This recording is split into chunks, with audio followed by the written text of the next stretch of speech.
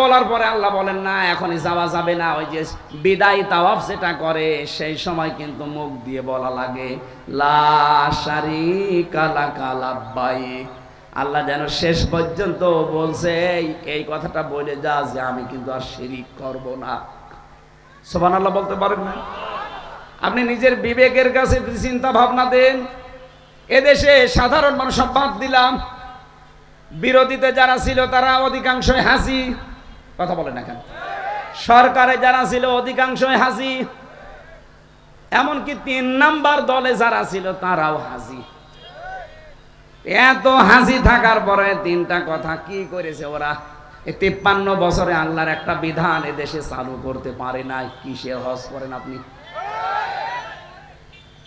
আল্লাহ রাব্বুল আলামিন আজকের তেলাওয়াত কিন্তু আয়াতে এই কথাটা আমাদেরকে ইঙ্গিত দিচ্ছেন, আল্লাযীনা আমানু ওয়া লাম ইয়ালবিসু ঈমানাহুম বিযুলমিন। আল্লাহ বলেন ওই মানুষগুলো যারা ঈমান আনার পর তাদের ঈমানের সাথে ইলবাস করে না, মিশ্রিত করে না, লাগিয়ে দেয় না, জড়ো করে না, মিশ্রণ করে ফেলে না কি শিরককে।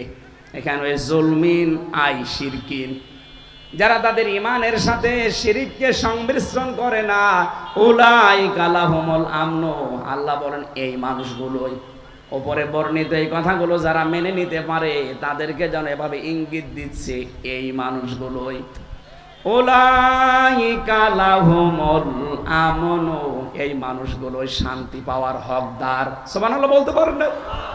শান্তি দেওয়ার একচ্ছত্র মালিকানা কার? কেন? কারণ তার নামই শান্তি, তার নাম সালাম।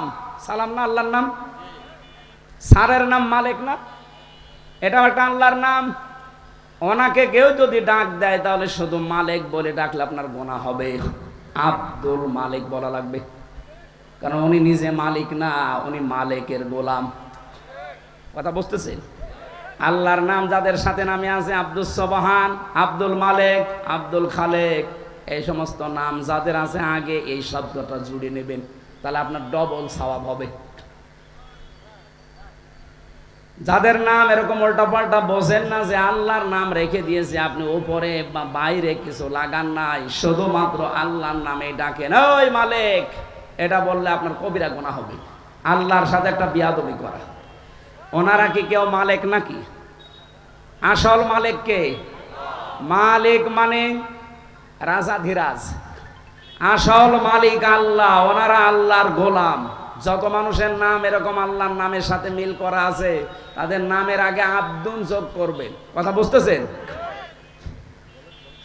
আল্লাহ রাব্বুল আলামিন যেন আমাদেরকে তার শান্তি নামটা নিয়েছেন। শান্তি একমাত্র দেওয়ার মালিক তিনি। এই কারণে 99টা নাম আমরা অনেকে জানি। আল্লাহর নাম আছে কোরআন, হাদিস, ইজমা, কিয়াস, এই 4টা অনুযায়ী। তাওরাত, ইনজিল, জাবুর, কোরআনটা অনুযায়ী 5000। কত? আমরা সচরাচর 99টা যে কায়দার পেছনে আছে জানি এইগুলো।